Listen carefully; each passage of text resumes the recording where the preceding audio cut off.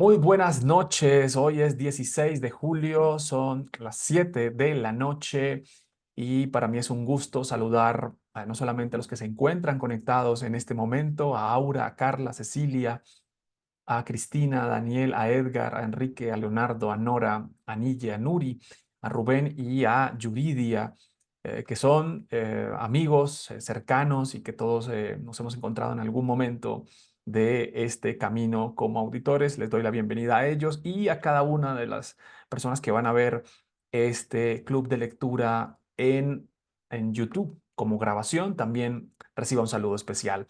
Manos a la obra nos convoca hoy, esta noche, la primera parte, espero que sean dos o tres, de una norma que está dentro de las 5 normas más importantes. Está allí porque es un tema difícil de tratar, es un tema complejo y es el tema de fraude. ¿Qué hacer cuando tenemos indicios, sospechas, cuando tenemos un fraude, cuando queremos detectar un fraude en una auditoría de estados financieros? ¿Qué hacer? Bueno, llega una amiga y consejera con un lenguaje un tanto complejo, pero con muy buenas intenciones, y es la gran NIA 240, que es el nombre, que es el número, perdón, que recibe la NIA que tiene que ver con fraude. ¿Qué hacemos cuando nos encontramos frente a una situación fraudulenta?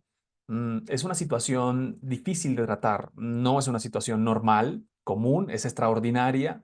El fraude no es una situación común. Eh, ¿Qué hacer? Esta norma nos va a dar varios consejos sobre qué hacer. Así que, sin más preámbulo, empecemos con la lectura de la NIA 240.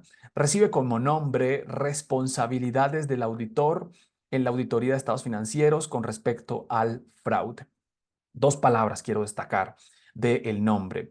La norma delimita las responsabilidades del auditor. Las responsabilidades del auditor no son ilimitadas respecto al fraude. Así lo hagan ver algunas otras personas, a las autoridades, los terceros, diciendo, ¿y el auditor dónde estaba? ¿Y el auditor por qué no detectó? ¿Y el auditor por qué no encontró? ¿Y el auditor por qué no dijo nada respecto del fraude? Bueno, es muy fácil sacar conclusiones después de que ha sucedido un fraude, ¿no? Es fácil ver las situaciones y decir por qué no se hizo, por qué no se advirtió, por qué nadie nos dijo. Entonces, la norma delimita esas responsabilidades y nos aconseja muchas cosas que es importante que sigamos en una auditoría de estados financieros. Y también quiero destacar la palabra fraude. La palabra fraude no tiene aquí una connotación jurídica. Está lejos de esto. Aquí estamos tratando fraude de estados financieros. Ningún otro tipo de fraude va a ser tratado aquí. Solo fraude de estados financieros. Listo. Con esa introducción en el título, empecemos con la lectura. En la parte izquierda me acompaña la norma como tal y en la parte derecha me acompañan las guías para hacer una lectura paralela. Bueno, dice el párrafo número 1, introducción, de qué va esta norma, qué es el alcance, de qué trata esta norma. Pues esta norma trata de las responsabilidades que tenemos como auditores respecto al fraude en los estados financieros. En concreto, desarrolla el modo de aplicar la NIA 315 y la NIA 330 en relación con los riesgos de incorrección material debido a fraude. Bueno, entonces ya empieza la norma que tiene, como lo dije, muy buenas intenciones, pero hay mucho lenguaje técnico que hay que analizar. Entonces esta norma dice, bueno, querido auditor, querido Daniel, vamos a ver dos momentos de la auditoría respecto al fraude. O sea, aquí solo vamos a tratar y solo vamos a ver el tema de fraude. No vamos a ver ningún otro tema en particular. El fraude o las etapas de la auditoría respecto al fraude son dos. Y esos son estos dos números, 315 y 330. Estos números son dominantes en las normas porque esto trata de lo que se llama planeación, 315, y 330 trata de lo que se llama ejecución. Entonces, se mencionan en casi todas las normas, porque todas las normas convergen o bien en planeación o bien en ejecución. Uno se va a encontrar alguna de estas normas.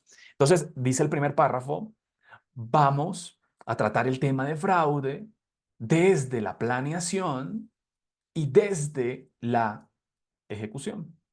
Entonces, en la planeación, que recibe un nombre técnico, la planeación es la identificación de los riesgos. Entonces, la planeación lo que va a hacer es cómo podemos detectar señales, alertas, banderas, posibilidades, todo eso recibe el nombre de riesgo, ¿sí? De fraude. ¿Cómo darnos cuenta, cómo oler, cómo percibir, cómo tener una corazonada de que, oye, huelo aquí a, no sé, siento que hay algo, siento que hay una posibilidad, siento que hay algo extraño, una corazonada? Bueno, a todo eso se le llama riesgo de fraude. Y de eso trata la NIA 315. ¿Cuál es la diferencia? Que la NIA 315 trata de riesgos para toda la auditoría, ¿sí? Y la NIA 240 trata de los riesgos para fraude, para fraude. Entonces, esa es la gran diferencia. La 315 para toda la auditoría, la 240 dice, pues apliquemos esa NIA 315 para el tema de fraude. Y la NIA 330 recibe el nombre de ejecución, que en auditoría se llama respuesta, respuesta a los riesgos, y es, si tengo una sospecha, ya la tengo, ya no es tanto una corazonada, ya tengo sospecha o indicios, como lo llama la norma, ¿qué hago con esos indicios? ¿Sí? O sea, ¿cómo trato esa posibilidad ya detectada de fraude? Y se llama el nombre técnico respuesta al riesgo. O sea, ¿qué hago? ¿Cómo lo hago? Respuesta al riesgo. La 330 habla de todos los riesgos, pero la 240 lo aterriza al tema de fraude. Así que en el primer párrafo, en el párrafo introductorio, podría leerse de la siguiente manera. En concreto, vamos a ver cómo planear cuando hay temas de fraude y cómo ejecutar cuando hay temas de fraude. Eso quiere decir esos numeritos que están acompañados del nombre NIAS en el primer párrafo. Bueno, una vez superado el primer párrafo, que es el párrafo que logra espantar a todo el mundo diciendo, pero ¿qué son esos números y qué son esos términos? Vamos a entrar en materia. Entonces, la norma arranca con una explicación muy necesaria respecto de las características del fraude. Porque el fraude tiene tres características importantes, las vamos a ver más adelante. Tres esenciales.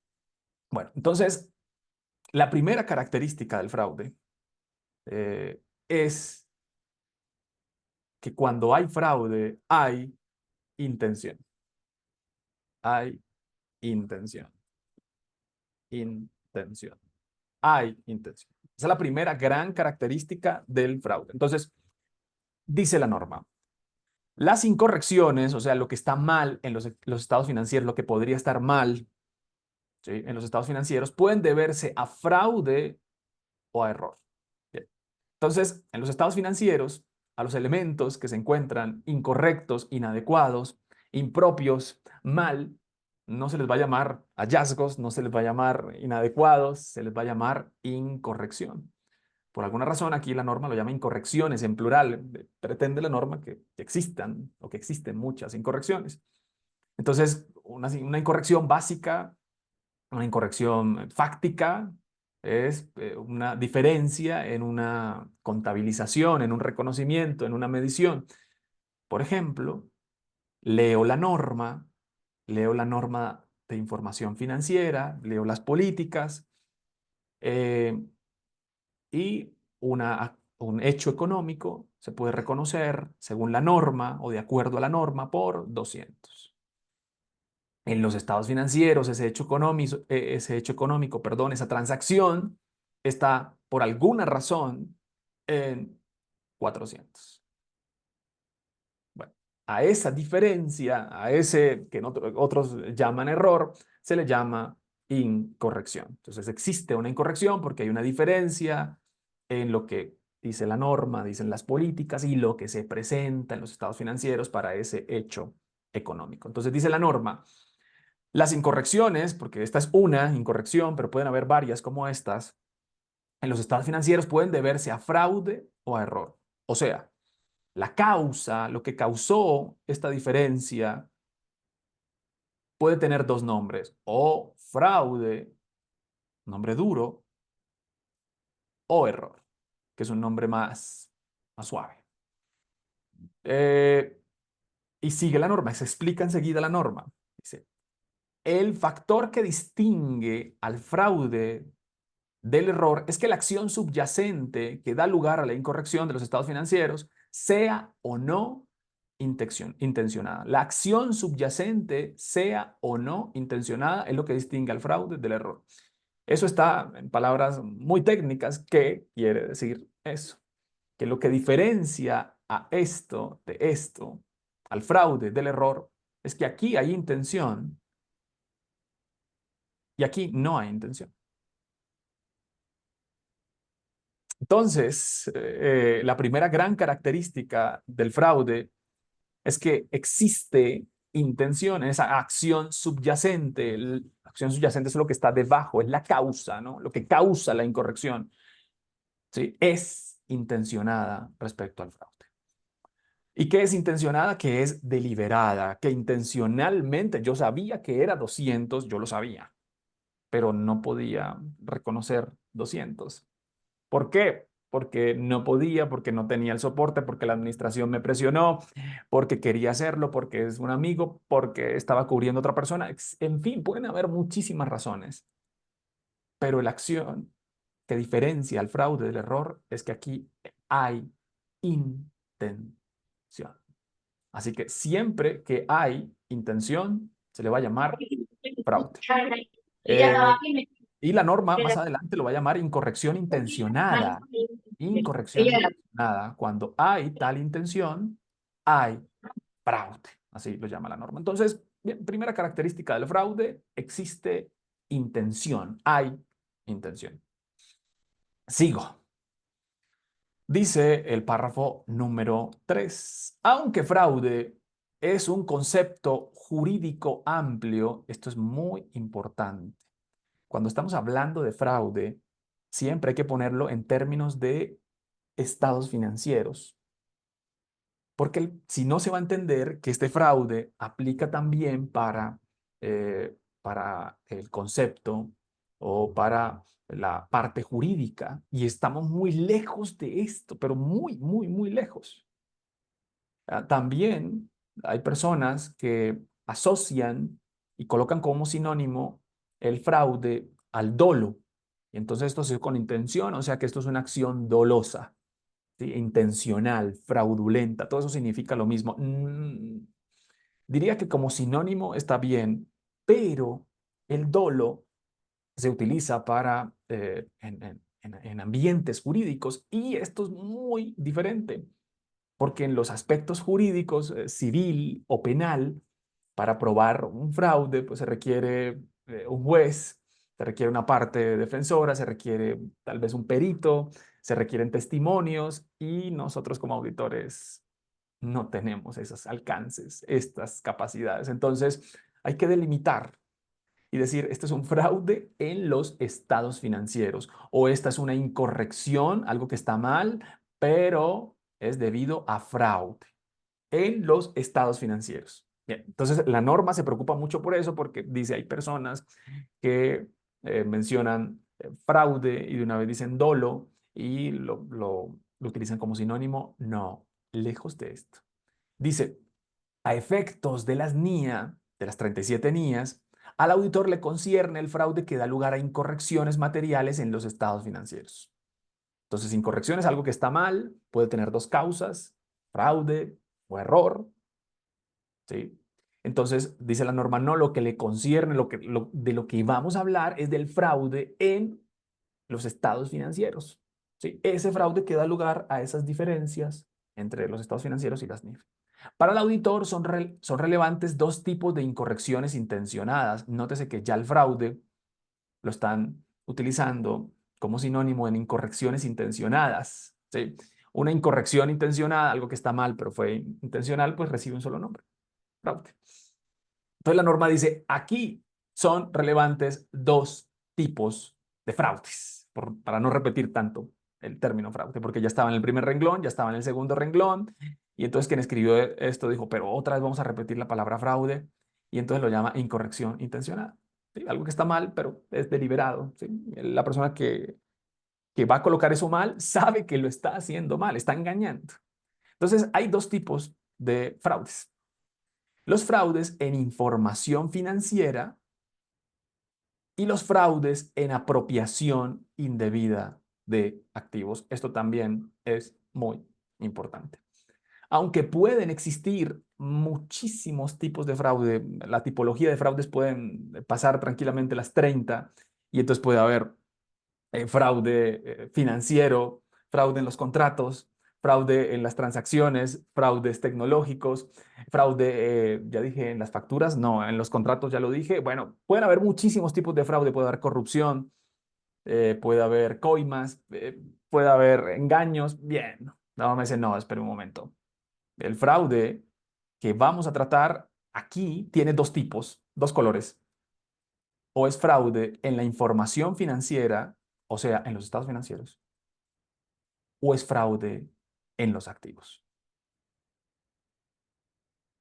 Y esto también es importante. O sea, aquí no se va a tratar cualquier otro tipo de fraude que se vea en otro lado.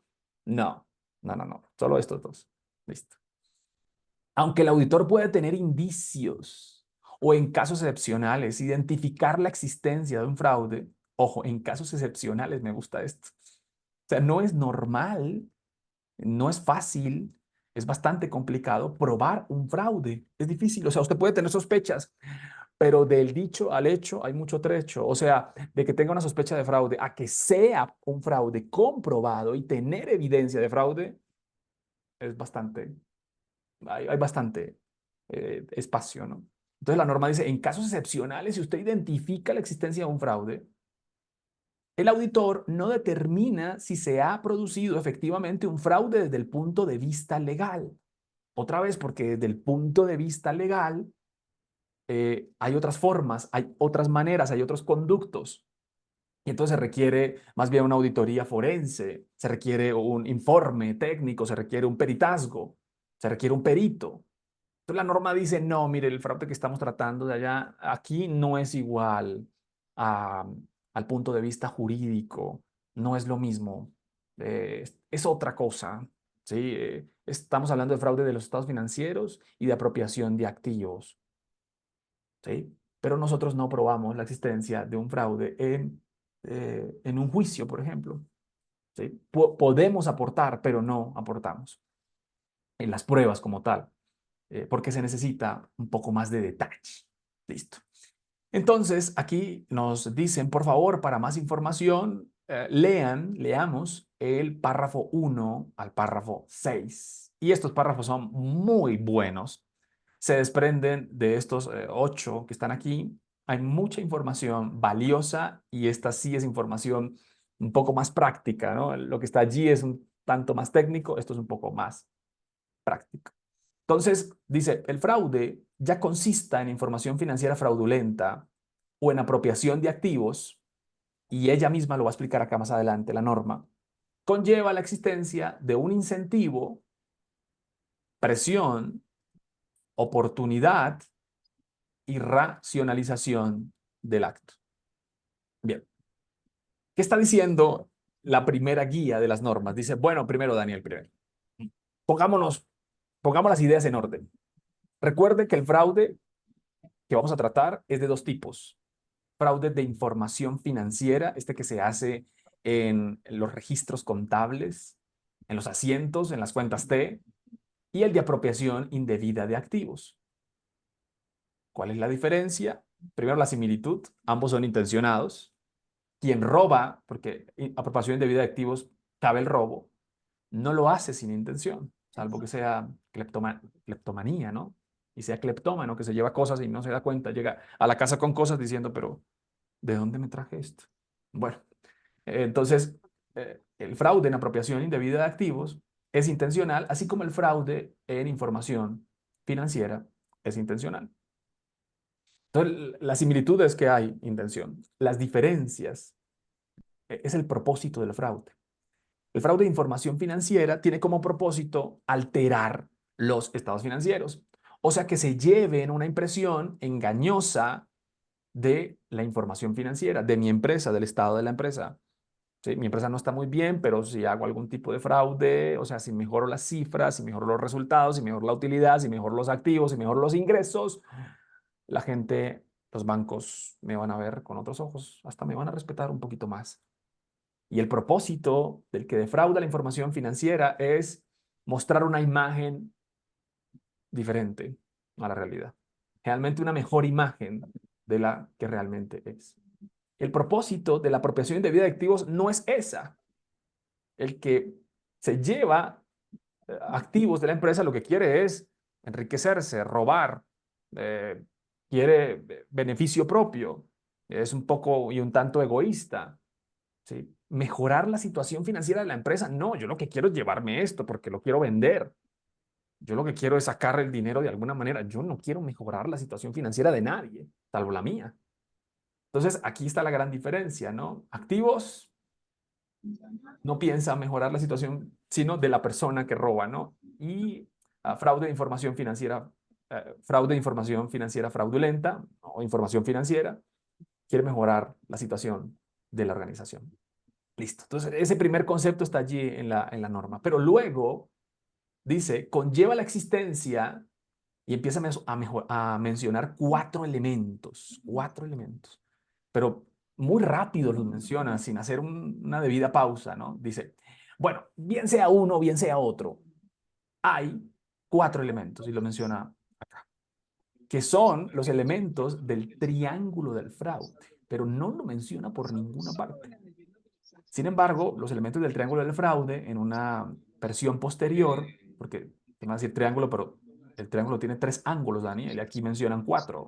Incentivos, presión, incentivos, ojo, presión, oportunidad y racionalización. Bueno, y el triángulo, tres ángulos, pues tienen solo tres. En un posterior desarrollo que se hizo al triángulo del fraude, nos encontramos que el primero de ellos se transforma en dos elementos. Pero vamos a comenzar la historia bien, vamos a comenzar la historia desde el principio. La historia del principio es que en la década de los 70 y 60, un señor llamado Donald Cressey, que se puede encontrar fácilmente, no al señor, sino la teoría que dejó, el señor Donald Cressey, sacó una teoría que luego se convirtió casi que en una ley. Y el señor Donald Cressey dijo más o menos así, no lo dijo así, por supuesto, pero dijo más, así lo quiero entender, ¿no?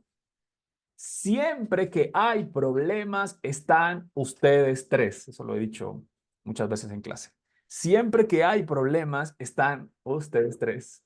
Y como lo he dicho ya últimamente, es como en Harry Potter, ¿no? Siempre que hay problemas, están ustedes tres, que es Harry, que es Ron y que es Hermione. Está aquí mi hijo diciéndome cuáles son los tres que siempre hay, tienen problemas en Harry Potter. Entonces, es más o menos así. El señor crece y dijo, siempre que hay problemas, están ustedes tres.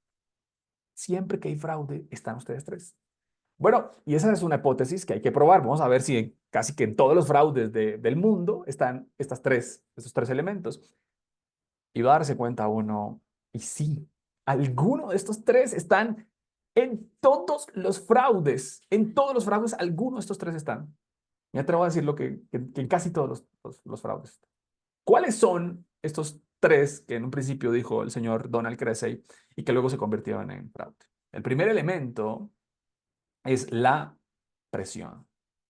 Cuando hay presión, hay fraude. Puede haber fraude. Las personas que están presionadas son más vulnerables al fraude. Aquellos que reciben constante presión pueden cometer fraudes.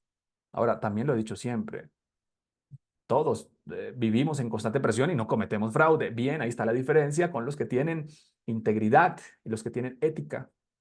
Los que tienen poca integridad y poca ética, a la mínima presión, de una vez piensan, pero ¿qué me robo? ¿Pero qué me llevo? ¿Pero cómo hago dinero fácil? ¿Sí? Cuando están presionados.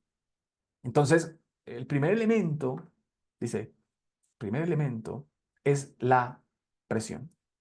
Las empresas cuando están presionadas, algunas empresas con poca integridad piensan en el fraude.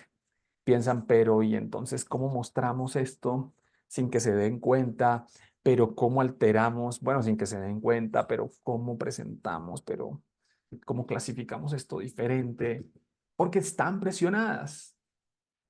Y la norma está repleta de ejemplos. Ahora quisiera dar muchos ejemplos, pero no, sé que más adelante los voy a dar. Solo un elemento, presión, por ejemplo, por cumplir resultados, por mostrar indicadores, por pagar un préstamo, entre otras. Entonces, la mayoría de empresas, como la mayoría de nosotros, ante esas presiones, pues buscamos alternativas dentro de la legalidad. ¿Sí? Y entonces buscamos otra fuente de ingresos, hacemos otra cosa, nos ponemos a vender cosas, ¿sí? Para buscar pagar, para buscar aliviar la presión. Ves que estoy presionado, el banco me está presionando. Y solo unos pocos buscan, bueno, y entonces, ¿qué puedo robar? ¿A quién puedo engañar? ¿A quién puedo timar? Bueno, solo muy pocos piensan en eso. Y también en las empresas. Entonces, el señor Cresey dijo, el primer elemento es la presión. Tiene toda la razón. Pero más adelante le dijeron al señor Cresey que hay personas que sin necesidad de presión cometen fraude. O sea, no hay necesidad de presión. Claro, se caía la teoría, porque el señor decía, siempre que están ustedes tres, siempre que hay presión. Y entonces se debió añadir un elemento al triángulo, pero para no dañar al triángulo y convertirlo en un cuadrado o en un rectángulo del fraude, porque no es lo mismo rectángulo del fraude que triángulo del fraude. Entonces añadieron el incentivo. Y entonces el incentivo es aquella persona que siente ganas por hacer el fraude sin tener presión. Es aquella persona que lo hace de forma compulsiva. ¿Sí? El de presión, de alguna manera, y no es por justificarlo, es accidental. ¿Sí? La presión, las condiciones lo llevaron. ¿Sí? Pero este es compulsivo. O sea, este no necesita presión. ¿Sí? No, no tengo ninguna presión, no tengo presión, no tengo una deuda, no tengo un tercero. No, simplemente lo quiero hacer. Es que es mi naturaleza. Bueno, y entonces a eso se llamó o se llama incentivo. Entonces, el señor Donald Cresey dijo, hay un primer elemento y es cuando hay fraude o es porque la persona quiere hacerlo o porque la persona estuvo presionada para hacerlo. Bien, y tiene mucha razón, tiene mucho sentido. El segundo elemento de ese triángulo del fraude es la oportunidad. Y la oportunidad es el mayor de los elementos en el cual se da un fraude. O sea, es el más repetitivo. ¿Qué es la oportunidad? Es la ausencia de controles, es la falla de controles, es la falta de controles. Esto lo he repetido también. Hay un dicho latinoamericano que es la oportunidad hacia el ladrón. En este caso es la oportunidad hace al defraudador, al fraudulento. Otra vez, muchos de nosotros tenemos oportunidades de cometer fraude y no lo hacemos. Para controvertir la teoría del señor Cresey, discúlpeme, señor Cresey, pero pues yo también he tenido oportunidad y no lo he hecho. Pero algunas personas sí y algunas empresas también. Es aquellas personas que ven que en todas las oportunidades ven un fraude, en todas las oportunidades. Ven el atajo. Aquí nadie revisa. O sea, aquí hay una ley, pero no hay nadie quien la haga cumplir. Pues allá hay un aviso, pero no hay una cámara. Pero aquí nadie supervisa. Pero aquí no hay políticas. Y todas esas personas ven oportunidades y todas esas empresas ven oportunidades, pero esto nadie lo audita. Esta información nadie la revisa. Esta información nadie la va a solicitar, ninguna administración. Es más, si se envía a la administración de impuestos o a la administración de rentas, esto nunca lo revisan. Bien, esa persona está viendo una oportunidad. Entonces, ¿qué son las oportunidades para el señor Cressey? Y toda esta teoría la toma la norma y la desarrolla de una manera increíble en las guías. Esta teoría la toma la norma y dice, sí, tiene razón, cuando hay oportunidad, puede haber fraude. Hay personas que son muy buenas para ver oportunidades, para ver grietas, para tomar atajos, para decir, pero aquí no hay cámaras, aquí no hay cámaras, lo podemos, sí, claro, aquí se puede hacer, puedo pasar, puedo llegar, puedo falsificar, etcétera. Y el último es la racionalización. Está la teoría del señor Donald Cressey. La racionalización es la creencia de que realmente no estoy cometiendo un fraude. O sea, pues perdón, no me va a tachar a mí de fraudulento porque es que aquí en este país todo el mundo lo hace. Es que en esta empresa todo el mundo lo hace. Es un comportamiento generalizado. Además, pues no es un fraude. Todo esto lo está diciendo el que comete fraude, ¿no? Está creyendo que no. Además, no es un fraude. Le estamos robando a los que tienen y dándosela a los que no tienen. ¿Sí? Al estilo Robin Hood. ¿Sí? Entonces, si le estamos robando al Estado que tiene mucho dinero, pagándole menos impuestos y todo esto está reflejado en el bienestar de nuestros empleados. Oye, pues hay que darle entonces la medalla de Robin Hood. Y entonces el que comete fraude siempre tiene una racionalización. Racionalización viene de racionalizar, de convertirlo en una justificación, de llevarlo al raciocinio y decir, no, realmente esto no es un fraude. Pagar menos impuestos no es un fraude. No, realmente no.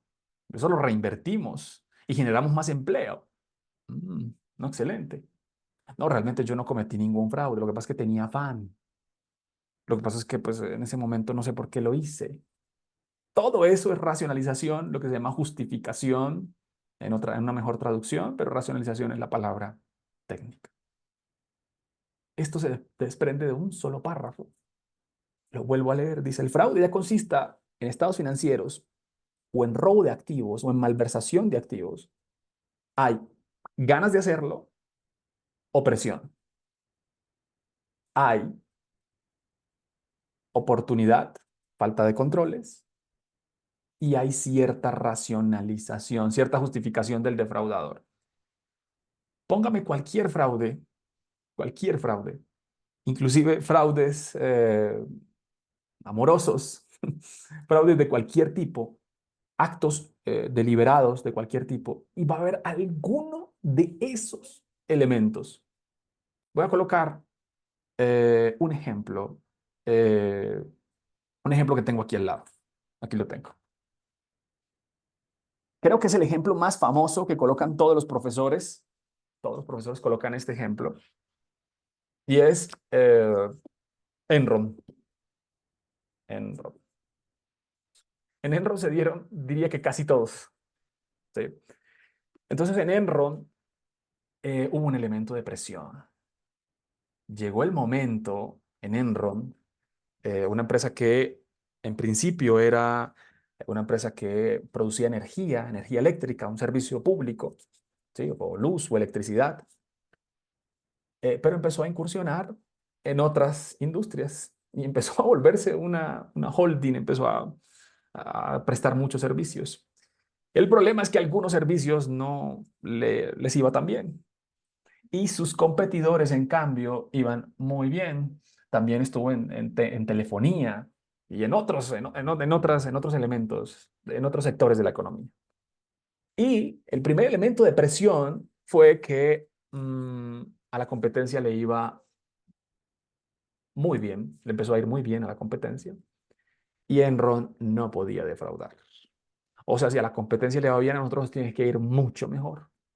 Y a Enron le iba muchísimo mejor que a la competencia. De hecho, los analistas decían, pero ¿cómo las empresas del sector telefónico no les va tan bien y a Enron le va espectacular? Bien, la presión cayó en buena tierra, bien, buena tierra para los defraudadores y dijeron, no podemos ser inferiores. El problema es que se pasaron y empezaron a adulterar tanto las cifras que ya todo el mundo se preguntó, ¿de verdad puede ser tanta maravilla tan cierta en Enron? Hubo oportunidad, había transacciones, operaciones que no eran auditadas, no eran auditadas. Había sectores de la economía que no estaban auditados. Había oportunidad. Y la racionalización llegó en el juicio. Esta es una foto del juicio. Están en el juicio. Esto llegó al Congreso, ya que hay varias fotos, sí, de ellos testificando ante el Congreso de los Estados Unidos. Y ahí estaban todas las racionalizaciones, todas las justificaciones diciendo, pero somos una empresa, pero que lleva electricidad, que lleva servicios públicos, que lleva telefonía. Eh, Revisen las cifras, no hicimos nada incorrecto, todo lo hicimos dentro de la legalidad y todo está racionalizado. Entonces, no todos los fraudes tienen los tres elementos, pero diría que casi cualquier fraude tiene alguno de los tres elementos. Otro ejemplo básico y terminamos. El pasarse un semáforo en rojo.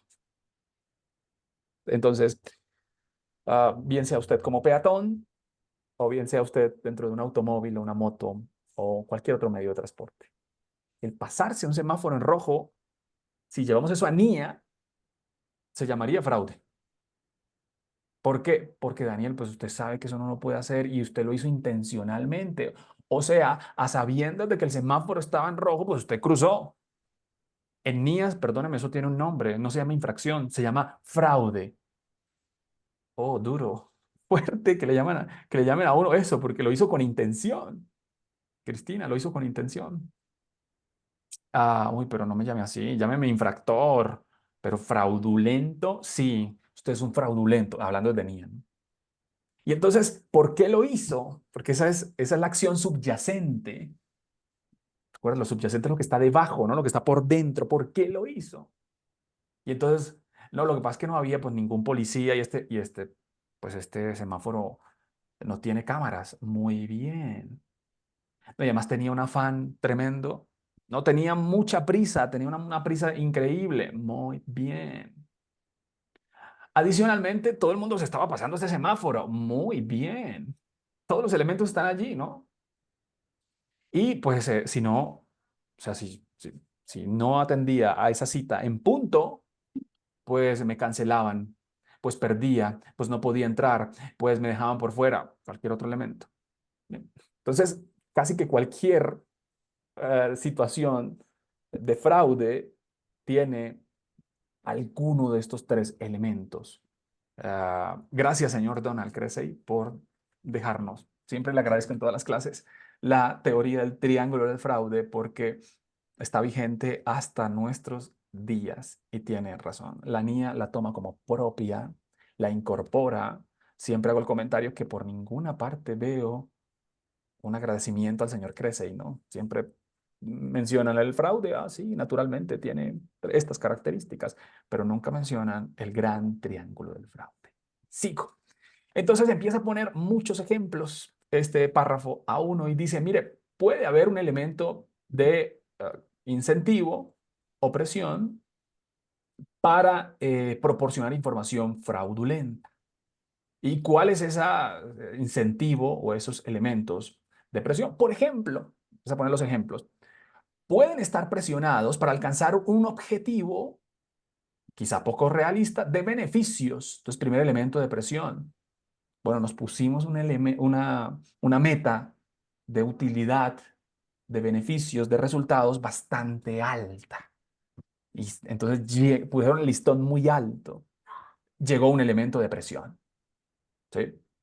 Hay un elemento de presión. Dice también, especialmente cuando las consecuencias de no alcanzar pueden ser significativas. Entonces nos pusimos un elemento, perdón, una meta muy alta en utilidades, en nuevos clientes, en nuevos puntos, en nuevos estudiantes o en cualquier otro. Y si no lo alcanzamos, pues vamos a ser despedidos.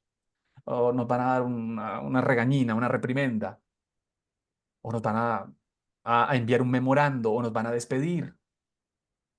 Y entonces hay presión. Del mismo modo, algunas personas pueden verse incentivadas a proporcionar información, perdón, incentivadas a realizar una apropiación indebida de activos, por ejemplo, el hecho de vivir por encima de sus posibilidades. Y hay personas que pues, viven por encima, me gusta esa frase, de sus posibilidades, porque pues todos tenemos maneras, tenemos posibilidades, tenemos necesidades, pero parece que entre más tenemos dinero, más necesidades tenemos. ¿Sí? Y hay personas que entonces empiezan a tener muchas más necesidades, ¿sí? Porque su estilo de vida ya está muy alto, pero pocos ingresos. Y entonces ahí puede haber fraude, puede existir fraude. Luego dice, la percepción de una oportunidad para cometer fraude puede darse cuando una persona considera que el control interno puede eludirse. Entonces viene el ejemplo de la oportunidad, por ejemplo, por, en- por encontrarse esa persona en un cargo de Ya confianza paso por ellas. o porque conoce deficiencias específicas en el control interno. Oye, pero qué buen ejemplo de la norma respecto a la oportunidad. La oportunidad viene por la falta de controles, por la falla de los controles. Y una de esas fallas se da en las personas de confianza. Esas personas, ¿sí?, tienen tanta confianza que hacen muchas tareas, que centralizan los usuarios, que centralizan las contraseñas, que tienen muchos permisos, que venden, que compran, que cobran, que consignan, que transfieren. Y esas personas de confianza le hablan tan cerca, tan al oído a la administración, que llega el momento donde también se piensa y se dice, no, discúlpeme, esa persona sería la última persona en la que pienso en el fraude. O sea, es que es tan cerca. Primera, No, es imposible. Bueno, primera. hay una oportunidad. Por, Aquellas personas llamo. que tienen usuarios, multiusuarios, contraseñas y que tienen cercanía, puede percibirse una posibilidad. Que no tiene segregación de funciones, que él hace muchas cosas. O porque conoce las deficiencias específicas en el control interno. Él sabe cuáles son las fallas, él sabe cuál es el lado débil, él dice, sí, el control está ahí, pero nosotros podemos ir por un lado, mire, o sea, podemos hacerle así como como el guiño, ¿sí? Podemos irnos por este lado, ¿sí? O además puede decir, hay un control, pero realmente no es tan bueno. Hay un control, pero tiene sus fallas. Muy bien, eso es oportunidad. Sigue diciendo, poniendo muchos ejemplos, las personas Las personas pueden llegar a racionalizar, a pensar la comisión de un acto fraudulento. ¿Y cómo es esa racionalización? Creyendo que realmente no están haciendo nada mal. Algunas personas tienen una actitud o un carácter o un conjunto de valores éticos que les permiten cometer un acto deshonesto de forma consciente e intencionada y casi que sin inmutarse. Sin embargo, incluso personas que en otra situación serían honestas pueden cometer fraude en un entorno que ejerza suficiente presión sobre ellas. Esto me hace pensar en una investigación que leí en la Universidad de Harvard, donde mm, es más fácil contagiar una mala práctica que una buena práctica. Hay personas honestas que frente a la presión, oye, son deshonestas. Frente a la presión de grupo, frente a la presión de la sociedad, porque la sociedad, al menos la sociedad, también leí otra investigación que dice lo mismo, la sociedad latinoamericana tiende a premiar al que toma tajos, al que se burla de los controles, lo tiende a premiar, lo tiende a decir, oye, ¿cómo lo hizo? Pero ¿cómo lo hizo? Está el mundo al revés, ¿no? En vez de decirle, debería darle vergüenza. Las personas buenas, cuando están en un entorno muy malo, ¿sí?, un entorno de presión malo, tienden a debilitarse. ¿Y qué decía la investigación de Harvard? Que un mal comportamiento se contagia mucho más rápido que un buen comportamiento. Y para que se contagie un mal comportamiento, solo hay necesidad de una o dos personas en un grupo. Una o dos haciendo algo malo. El que es bueno dice, pero ¿por qué ellos sí y yo no? Entonces, en Latinoamérica, al que cumple, al que paga, al que espera, al que hace la fila, decía esa otra investigación de una universidad aquí en Colombia, es visto como el tonto, visto como, oye, ¿de verdad va a pagar completo? Pero si no hay ningún control. O sea, ¿de verdad va a esperar tanto tiempo? Pero si mire, las personas están bien. Entonces, el bueno se puede volver malo cuando hay un suficiente entorno equivocado o personas equivocadas. Bien, todas esas reflexiones me invita a la lectura de la norma, me invita estos párrafos y ya es cerca de una hora leyendo la norma. Sigo porque hay que leer los 6 párrafos de las guías, pero voy a leer algunas cosas para lograr avanzar un tanto más en la norma. Eh, Dice, la información financiera fraudulenta implica incorrecciones intencionadas, incluidas omisiones. O sea, el fraude no es solamente poner de más, ¿sí? O poner de menos, también es no poner, no revelar, quitar. Eso no lo coloquemos. Con la intención de engañar a los usuarios de estos. Ahí habla del objetivo del fraude en información financiera. La idea es engañar. ¿Sí? Aquí la idea es que la persona se lleve una imagen inadecuada leyendo las cifras. Engañar a los usuarios. ¿A qué usuarios se pueden engañar? Sencillamente hay 3 usuarios que se pueden engañar con los números, con las cifras. A los bancos, a los proveedores, a las autoridades y a otras tantas personas. Esto puede ser consecuencia de intentos de la dirección de manipular los resultados para engañar a los usuarios de los estados financieros, influyendo en su percepción de los resultados y de la rentabilidad de la entidad. Entonces la norma parece que encuentra un culpable y dice, mire, eso es la dirección, porque es que nadie más está en como en la autoridad de manipular los estados financieros. Y la norma se arroja con toda ante la dirección. A veces es la dirección, pero a veces también no es la dirección, sino son lo que están por encima de la dirección, el gobierno de la entidad, el consejo directivo, el consejo de administración. Entonces, dice la norma, el fraude en los estados financieros lo que quiere es influir en la percepción de que esta empresa como es de buena, esta empresa como es de sólida, como es de estable, cómo tiene los resultados por todos los años correctos, más bien crecientes. Dicha manipulación puede comenzar por pequeñas acciones. Creo que los fraudes, esta es una teoría, al menos empírica, de esto no tengo investigación, empiezan con pequeñas acciones. Y cuando el defraudador se da cuenta que nadie le dijo nada, si hurtó un céntimo, un centavo, mm, un penique, nadie dijo nada, pues tiene la sensación de que puede hacerlo y que puede perpetrarlo sin ningún problema y que puede seguir hasta que se desborda. Las historias de los pequeños, grandes fraudes empezaron siempre así, con un pequeño fraude.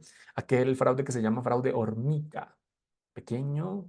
Entonces, empiezo con un elemento del inventario. Por ejemplo, vamos a poner una empresa que distribuye dulces. Empiezo con un pequeño dulce, abro una bolsa, luego dos, luego ya la bolsa, luego media caja, luego una caja y así. Dice la norma, ¿no? Entonces, dicha manipulación de los resultados puede empezar con pequeñas acciones, esta vez en los estados financieros, pequeños ajustes, pequeñas reclasificaciones, ajá, o indebidos ajustes de hipótesis y cambios en los juicios de la dirección. Los elementos de presión y los incentivos pueden llevar a que estas acciones aumenten. Entonces, el entorno puede ser que haga que el fraude aumente. Una situación así puede producirse cuando la dirección, debido a las presiones a las que está sometida para cumplir las expectativas del mercado o el deseo de maximizar una remuneración basada en resultados. Entonces empiezan con pequeños fraudes, pero luego son tan importantes los resultados que deben obtener, tan importantes las recompensas que pueden obtener cometiendo un fraude, que empieza el fraude ya en un modo bola de nieve, en un modo bola de nieve, y ya es difícil detenerse, ya es difícil parar. Bien. A, adopta de forma intencionada posturas que dan lugar a la información financiera fraudulenta mediante la introducción de incorrecciones materiales en los estados financieros. En algunas entidades la dirección puede estar motivada para mostrar de menos, ¿sí? A fin de maximizar, perdón, de minimizar los impuestos o sobrevalorarlos con el objetivo de obtener financiación bancaria. Entonces el fraude puede adoptar muchas maneras, muchas posiciones, muchas caras, muchos filtros, dice la norma. Algunos pueden querer mostrar menos impuestos, yo diría que la mayoría, querer mostrar menos ingresos para pagar menos impuestos. Pero algunos otros quieren mostrar más impuestos, porque si pago más impuestos, por ejemplo, me muestro más sólido y un banco dice, hey, esta persona está cumpliendo con sus responsabilidades como empresa. Muy bien. Dejemos hasta ahí para seguir leyendo aquí al lado izquierdo. Dice el párrafo número 4, responsabilidad en relación con aquí se duplicó la A, prevención y detección del fraude. ¿Quién es el principal responsable de prevenir y detectar el fraude? Esto es lo que responde el párrafo número 4. El párrafo número 4 y el párrafo número 5, 6, todos estos párrafos hasta el 7 son párrafos de defensa a la tarea del auditor, de defensa a la responsabilidad del auditor. Le voy a dar una recomendación. Si alguna persona, ojalá que no, cercana, auditor, no detecta un fraude, se le pasa un fraude, está involucrada en una situación de fraude, pero ha actuado correctamente, honestamente, ha seguido las normas, lo ha hecho de forma correcta, déjeme decirle que el párrafo 4, 5, 6 y 7 y hasta el 8 son defensas al auditor. Menciono en algunas clases que parecen redactadas por un abogado defensor. Es como si la niña 240 se vistiera de abogado y diciendo, voy a defender a mi auditor, lo voy a defender de las calumnias, lo voy a defender, él hizo las cosas correctas, que se le pasó un fraude, pero él hizo las cosas correctas, voy a defenderlo. Son defensas para el auditor, unas tremendas defensas, vamos a leerlas. Dice, primero, los responsables del gobierno de la entidad y la dirección son los principales responsables de la prevención y detección del fraude. Quiero señalar la palabra principales. Pregunta, ¿quién es el principal responsable de prevenir en esta compañía y de detectar en esta compañía el fraude? Se preguntan. Y el auditor responde, discúlpeme, el principal responsable de prevenir y detectar el fraude no soy yo como auditor. ¿Cómo? No, no soy yo. Pero usted está en la compañía. Sí, yo estoy en la compañía. Yo soy el auditor de la compañía. Pero dice la norma, pero no solamente porque lo dice la norma, sino porque también funciona de esta manera, el negocio funciona de esta manera. El principal responsable es el gobierno de la entidad y la dirección.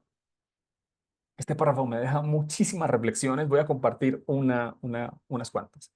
Primero, con este dibujo me doy cuenta que la norma está hecha para grandes empresas. En todas las normas se asume que la empresa tiene gobierno y tiene dirección.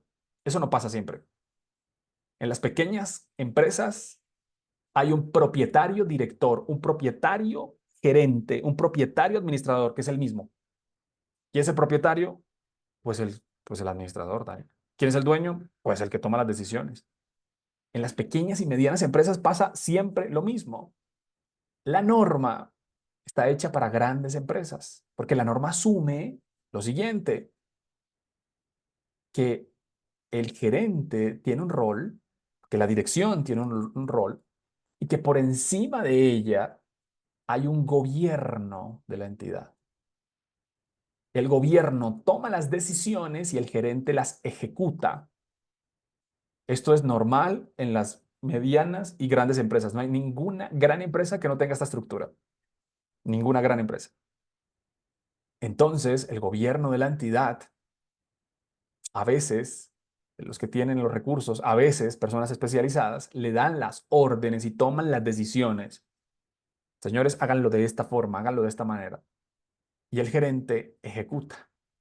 En inglés es CEO, el gerente, CEO, Chief Executive, el que ejecuta, Officers.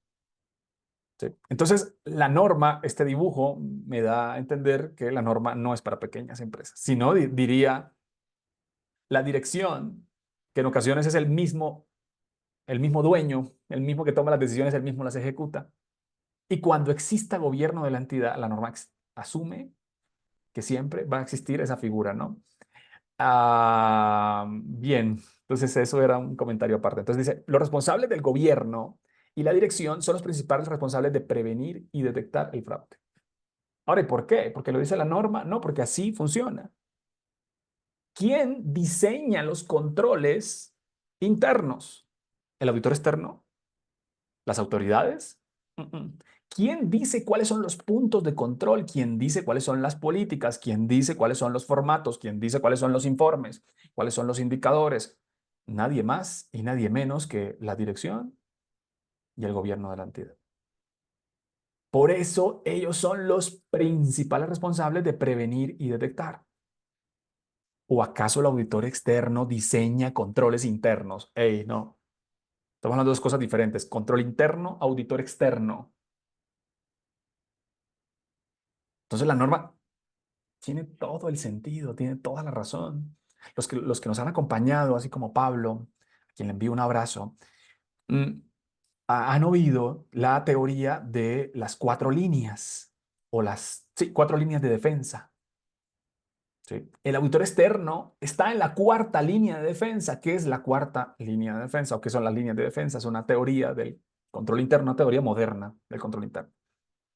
Y dice más o menos lo siguiente: frente a las operaciones necesitamos tres líneas de defensa para que no vayan a pasar cosas, que no vayan a suceder. ¿Cuál es la primera línea de defensa? Aquí el operario, primera línea de defensa es el operador, la primera línea de defensa es el dueño del proceso, ¿sí? Y entonces aquí es donde vienen los formatos, las preguntas, los chequeos, ¿sí? Entonces está la primera línea de defensa. La segunda línea de defensa ya viene a nivel de supervisión, ya viene a un alto nivel. Las supervisiones que se hacen ya no en la operación, en el proceso, en la compra, en la venta, sino un poco más arriba. Y la tercera línea de defensa viene por los auditores internos. Todo esto es responsabilidad ¿de quién? Del gobierno, de la entidad y de la dirección. Yo vengo a estar aquí, yo juego un papel aquí eh, de cuarta línea de defensa. Ahora tiene todo el sentido lo que dice esos dos primeros renglones. Los responsables del gobierno, de la entidad y la dirección son los sí,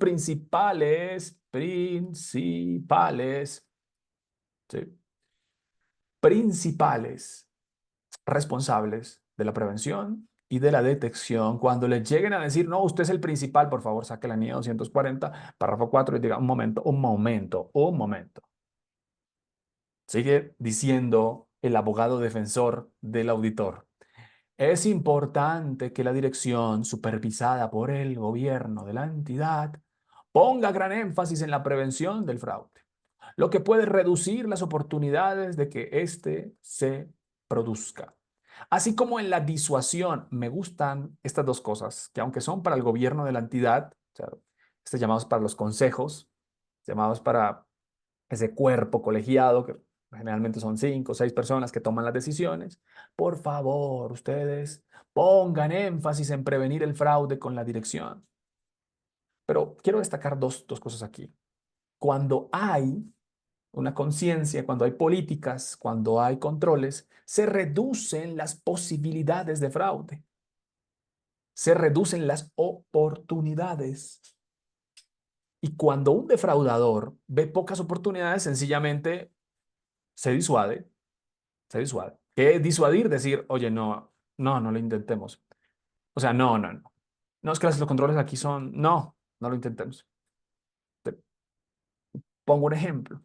Cuando hay conciencia, cuando hay eh, políticas, hay disuasión, el defraudador no lo va a intentar. Por ejemplo, que me digan, le vamos a entregar una visa falsa para que entre a los Estados Unidos, una visa falsa, visa falsa. Y usted viaja por avión, presenta la visa falsa y entra a los Estados Unidos. Le digo, no, no, no. Sé cómo son las autoridades en Estados Unidos. No, sé que hay muchos controles frente a la expedición de las visas, tienen sellos de seguridad, tienen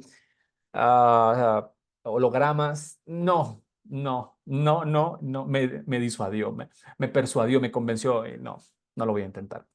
Un buen, un buen control, ¿sí? Disuade al defraudador, pero el defraudador que no, que no le convence el control interno dice, pues hay control interno, pero realmente no es tan bueno. No se disuade, dice, vamos a intentarlo, vamos a hacerlo. Entonces, el control interno logra no solamente la detección, la prevención, sino la disuasión.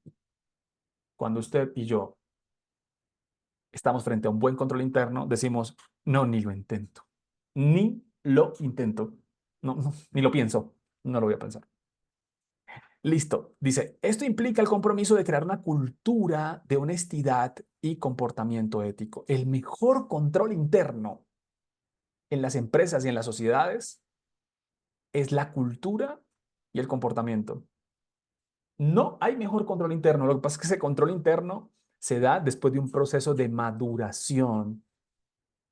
Al principio, las empresas requieren procesos de revisión, de supervisión, pero las empresas van madurando y van diciendo y van creando más bien culturas y comportamientos éticos.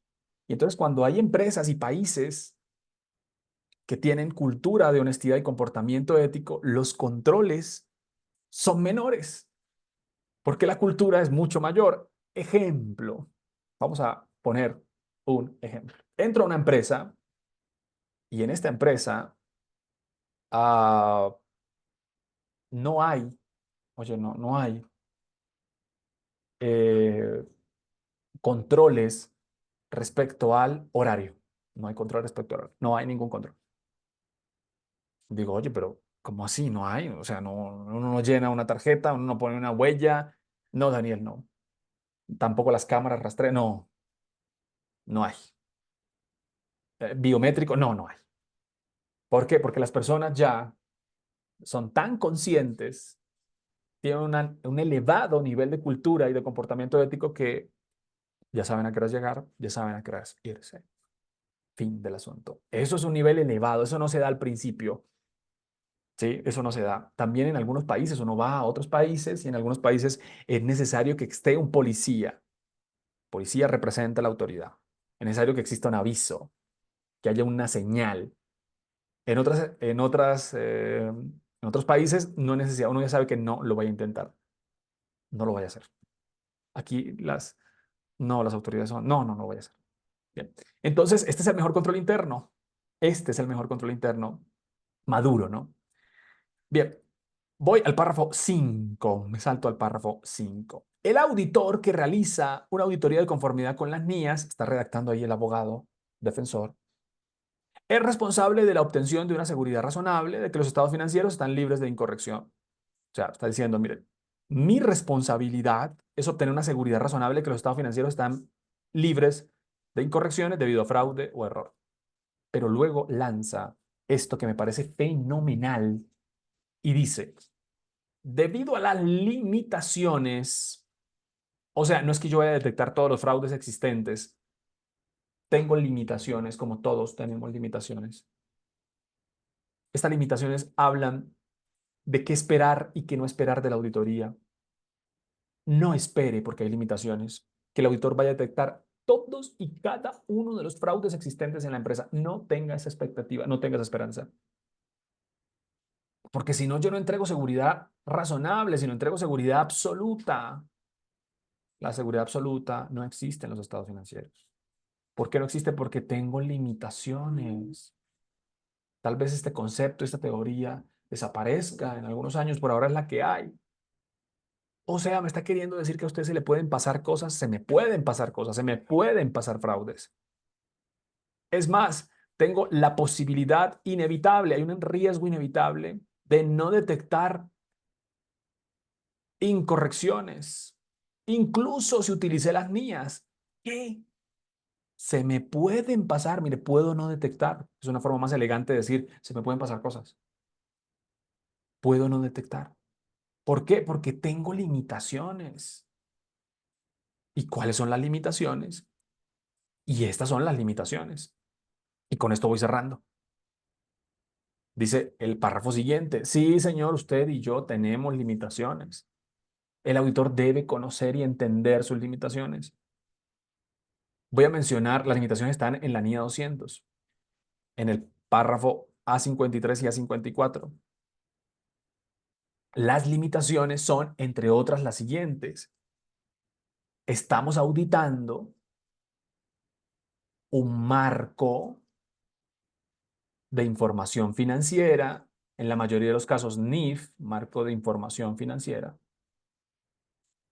un marco que permite alternativas, que permite estimaciones, que permite excepciones.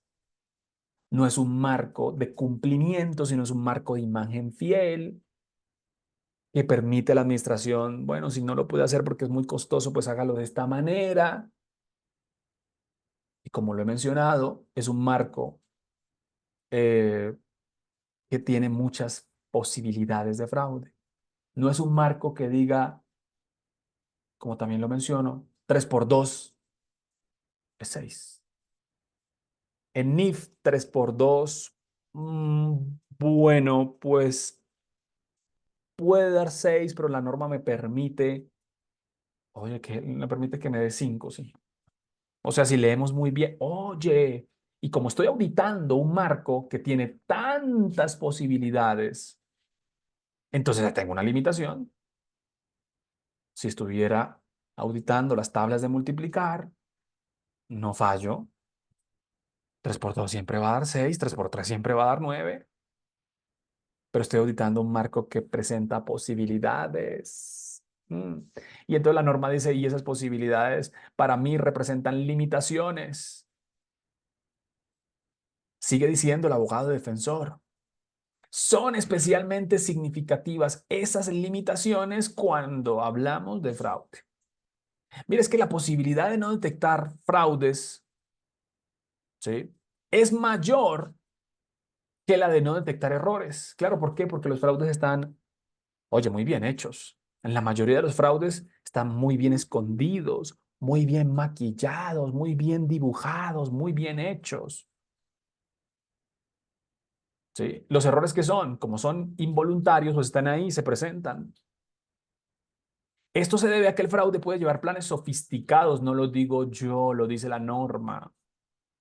Y entonces los fraudes bien preparados, bien hechos, dentro del marco de la legalidad se puede esconder un fraude, tales como la falsificación. Y como yo soy auditor de los estados financieros, por ejemplo, no soy un perito. No analizo, por ejemplo, caligrafías y decir, oye, pero es que esta manera de escribir no es igual a la forma. No, esa no es mi especialidad. No es mi especialidad.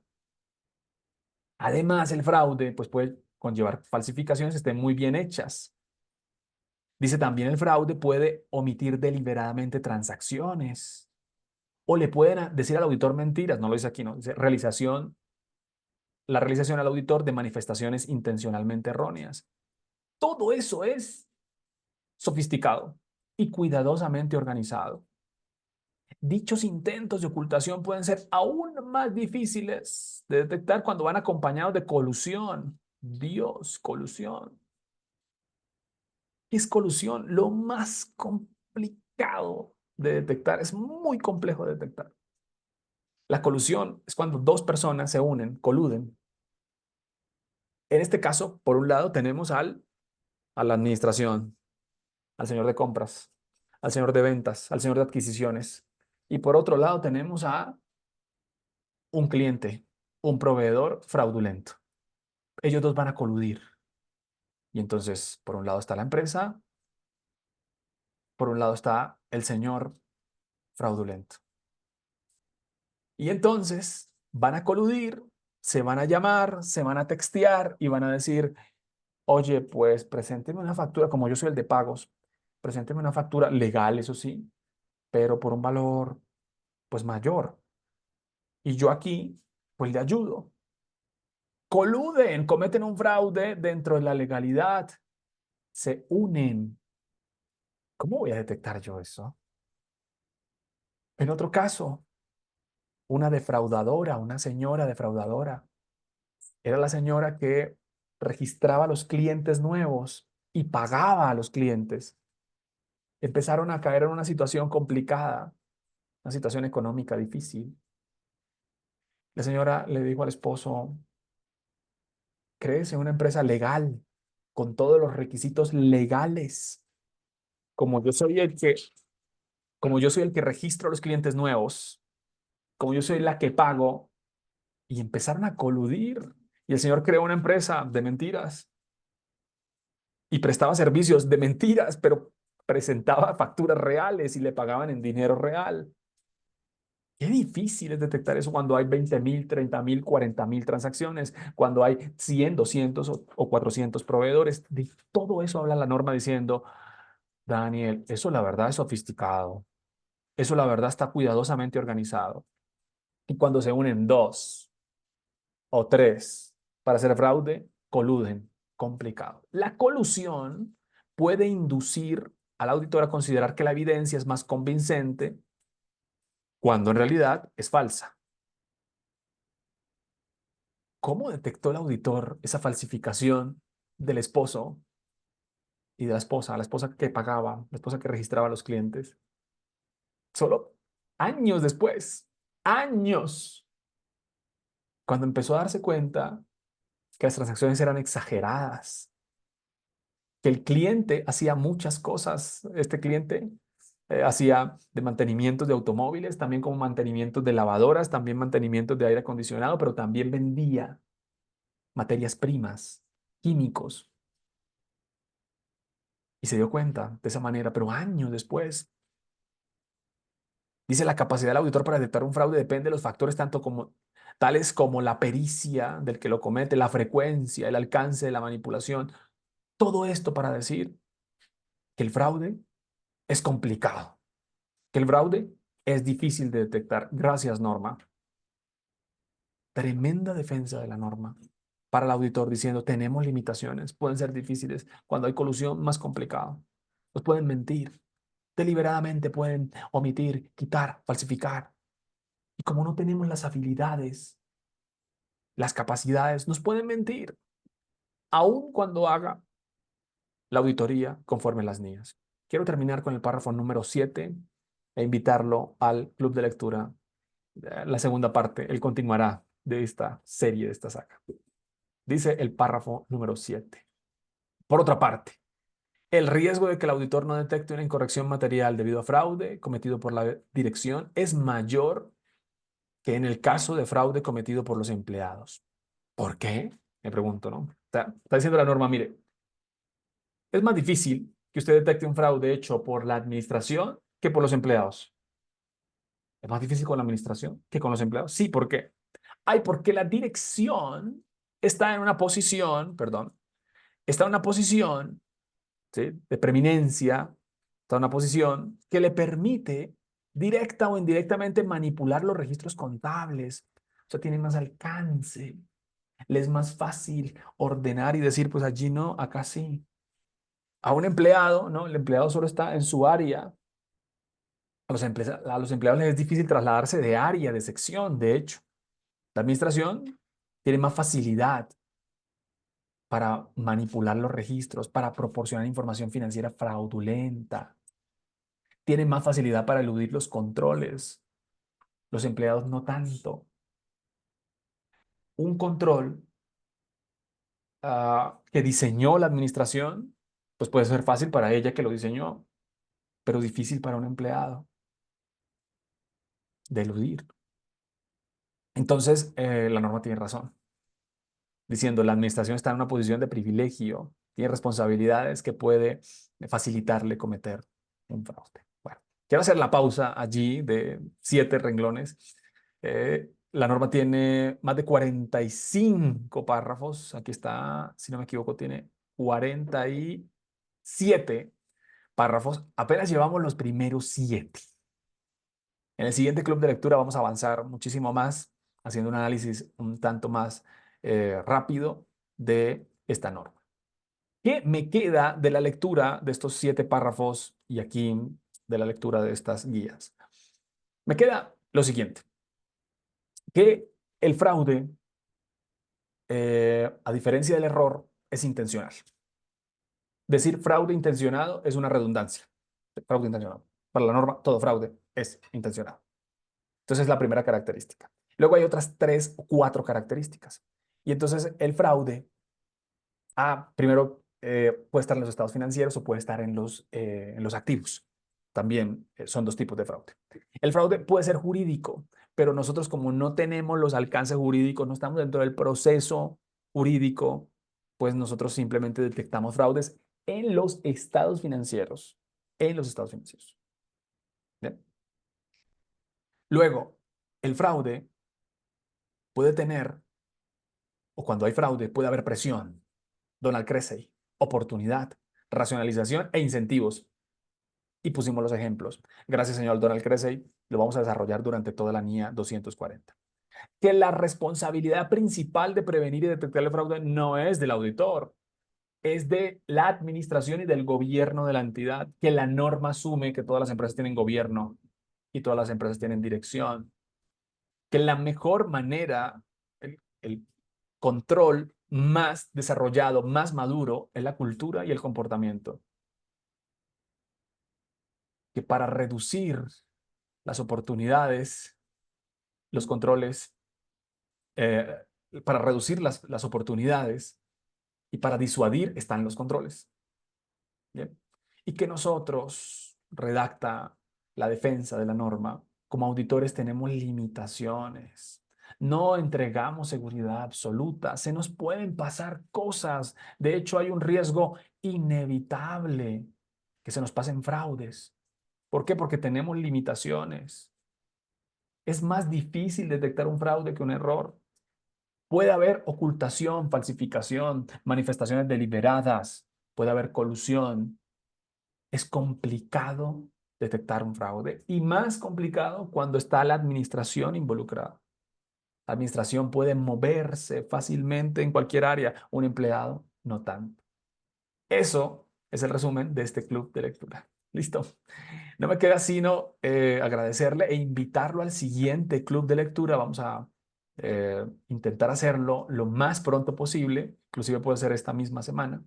Así que no se lo pierdan la segunda parte porque vienen definiciones, objetivos y vienen los requerimientos. Así que no se lo pierda.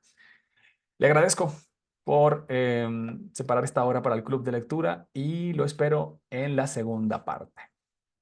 Nos vemos en el club de lectura parte 2. Muchas gracias.